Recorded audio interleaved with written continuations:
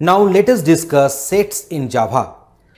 In this demonstration, we shall discuss the set interface and its respective objects and how to deal with them. Here we have defined two integer arrays, list1 and list2, and these are the set of data it is having. You can find that some duplicate data are also present. We have defined one set interface object, that is set1.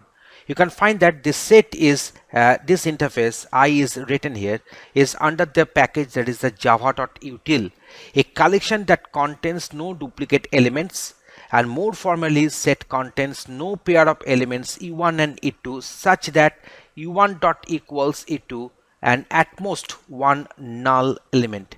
As implied by its name, this interface models the mathematical set abstraction. So here you can find that we have defined two set interface objects, set1 and set2 is equal to new has set. The constructor has been called here. So now we are having two integer arrays, and now we are populating this set1 and set2, adding these items, picking up from these integer arrays, at first from the list1 to set1 and then from list2 to set2. So here we have used the for each loop. So for item int item colon list1. So each and every item will be picked up one at a time. Each and every integer data will be picked up one at a time, and then that will get added with the set1. And you can find that the set1 is actually the object under the interface set, and here the set will hold the integer, that is a wrapper class objects. So system.out.println, the first set will be printed and the second set will be printed. You can find that we're having this first set has got printed.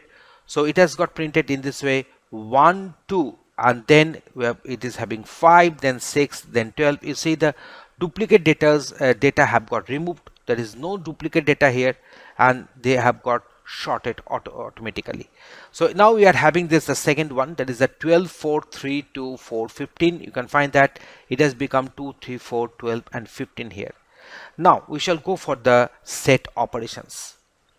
The union of two sets, we have defined one set interface object, that is the union is equal to new has set, which will be containing the typecasting has been done as integer wrapper class object, and then set1. So using this set1 members, this union will get populated, and now this union is having all the items from set1, and then union dot add all set2. So add items of the set2 with the set1 items which are residing in this union, that is the interface set object.